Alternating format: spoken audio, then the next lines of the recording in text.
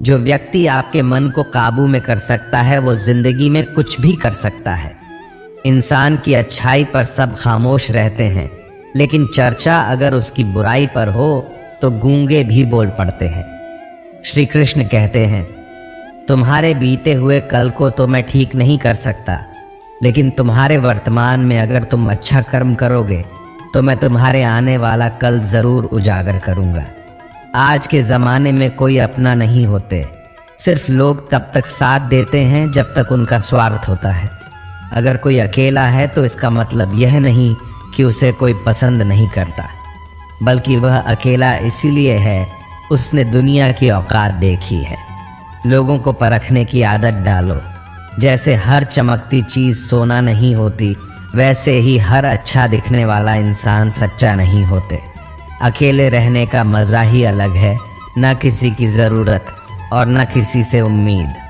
सफाई वहाँ देना चाहिए जहाँ उसे सुनना और समझने वाला एक खुला दिमाग हो।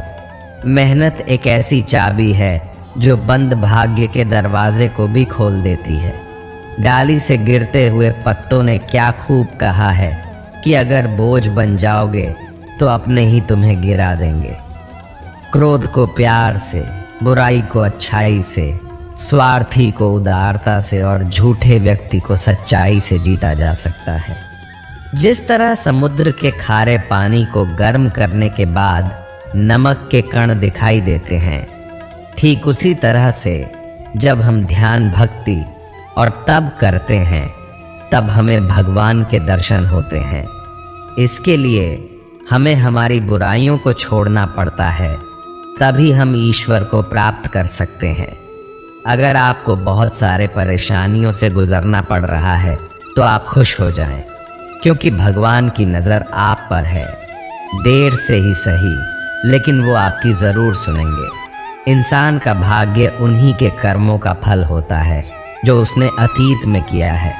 इसी तरह वो लोग जो आज कर्म कर रहे हैं वो उनके आने वाले कल का निर्धारण करते हैं।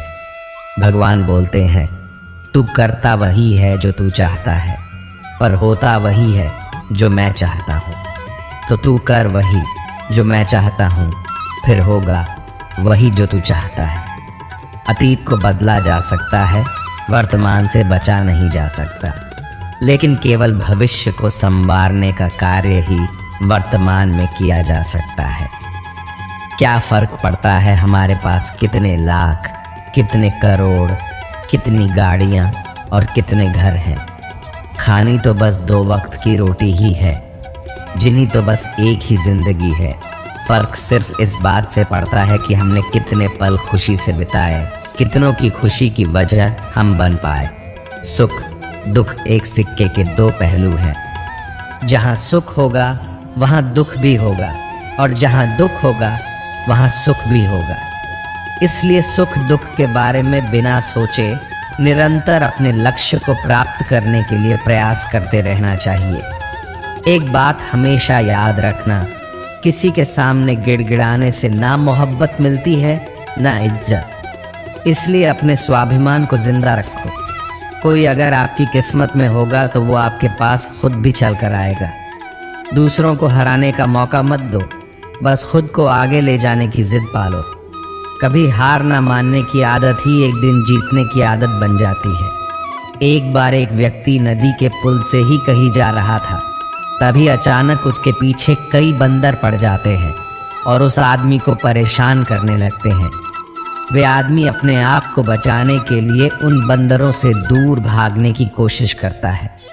तभी सामने से एक आदमी आकर उस आदमी को कहता है कि तुम इन बंदरों से मत डरो, तुम जितना इन बंदरों से डरोगे वह तुम्हें उतना ही डराएंगे।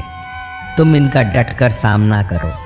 तो वो आदमी उन बंदरों का सामना करने के लिए उनकी तरफ देखता है और उन बंदरों की आंखों में आंखें डालकर चिल्लाने लगता है और सभी बंदर वहां से भाग जाते हैं। हमारे जीवन में भी नकारात्मक विचार इस बंदर की तरह है।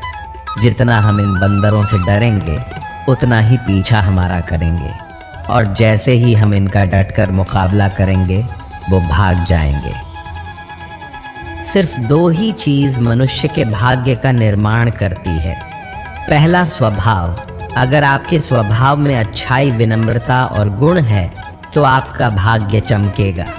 अगर आपका स्वभाव क्रोधी है, आलसी है, तो आपका भाग्य बिगड़ना अनिवार्य है। इसलिए आपके स्वभाव को मधुर और आकर्षित बनाइए। दूसरा, आपकी वाणी। बोलना तो आदमी 2.5 साल की उम्र में ही सीख जाता है, परंतु कब, कहाँ, कैसे और क्या बोलना है उसे ये जिंदगी भर भी समझ में नहीं आता है। जिसे ये बोलना आ गया, ये कब, कहाँ और कितना बोलना चाहिए समझ लो, उसे सफल होने के लिए कोई नहीं रोक सकता। पिता से बड़ा कोई सलाहकार नहीं, माँ की छांव से बड़ी कोई दुनिया नहीं, भाई से अच्छा कोई भागीदार नहीं और बहन से बड़ा कोई शुभ चिंतक नहीं। इस मतलबी दुनिया से कोई मतलब ना रखो, और मतलब रखना है तो अपने मतलब से मतलब रखो। अगर तुम्हारे घर आग लग जाए तो लोग सहानुभूति प्रकट करने आते हैं, वो कहते हैं बहुत बुरा हुआ। और अगर तुम्हारा घर बड़ा हो जाए, एक और मंजिल बन जाए, तो कोई तुम्हें बधाई देने के लिए नहीं आता। ज़रा सोचिए कि जब आपके साथ कुछ अच्छा होता है तो कोई कहने नहीं आता कि अच्छा हुआ जानकर खुशी हुआ, मगर आपके साथ अगर कुछ बुरा होता है तो ज़रूर कुछ लोग आकर ज़रूर कहेंगे अरे सुनकर बुरा लगा। अगर जब वो कहते हैं कि अरे बहुत बुरा हुआ, तब तुम जानोगे कि वह तो सिर्फ मज़े ले रहे थे। दुआएं मांगने से किसका भला होता है, मिलता तो वही है जो हमने बोया होता है। तुम नीचे गिर के देखो, कोई भी नहीं आएगा उठाने। तुम ज़रा उठकर तो देखो, सब आएंगे गिराने। एक बात हमेशा याद रखना, अगर शराब की दुकान पर बैठकर दूध पियोगे तो तुम्हें शराबी का ही दर्जा मिलेगा, और किसी मंदिर में बैठकर शराब भी पियोगे तो तुम्हें एक संत का दर्जा। एक बार एक संत के पास 2 तोते थे। एक दिन एक आदमी उस संत के घर आया। दोनों तोते अलग अलग पिंजरे में बंद थे। जैसे ही उस आदमी ने उस संत के घर में प्रवेश किया तो एक तोते ने बोला, राम राम, आपका स्वागत है, आइए बैठिए। उसको देखकर बहुत खुशी हुई। यह सुनकर उस आदमी को बहुत अच्छा लगा। अरे वाह, ये तो कितना मीठा बोल रहा है। फिर उस आदमी ने दूसरे तोते की तरफ देखा। उस तोते ने उस आदमी को इतनी गालियां बकीं कि उसको मारो, पीटो, लूटो। ये सुनकर उस आदमी ने उस संत से कहा कि अरे संत जी, ये क्या मामला है? एक तोता गालियां बक रहा है और दूसरा तोता इतना मीठा बोल रहा है। संत ने कहा, मैंने इन तोतों से एक जिंदगी का पाठ पढ़ाया है। जब ये दोनों तोते पैदा हुए थे तब मैंने एक तोते को डाकू को भेज दिया था और दूसरे तोते को एक साधु के यहाँ भेज दिया था। जो तोता साधु के घर पर चला गया वह कहता है, राम राम, आपका स्वागत है।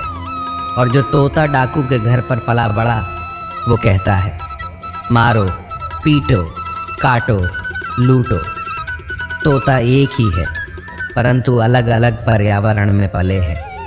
इसलिए यह बहुत ही महत्वपूर्ण है कि जीवन में हम किसके साथ उठते बैठते हैं, हमारे जीवन पर बहुत प्रभाव डालता है। अपने आप पर विश्वास करो, तुम्हारे अंदर कुछ ऐसा है जो हर बाधा से बड़ा है। बदल जाओ वक्त के साथ, या फिर वक्त को बदलना सीखो। मजबूरियों को मत कोसो, हर हाल में चलना सीखो। दिखावे से तो केवल लोगों को खुशियां दी जा सकती हैं, भगवान तो केवल नियत देखते हैं। हम आशा करते हैं कि दोस्तों आप लोगों को ये वीडियो पसंद आई होगी। मिलते हैं एक नई वीडियो के साथ, तब तक के लिए अपना ख्याल रखिएगा। जय श्री कृष्ण।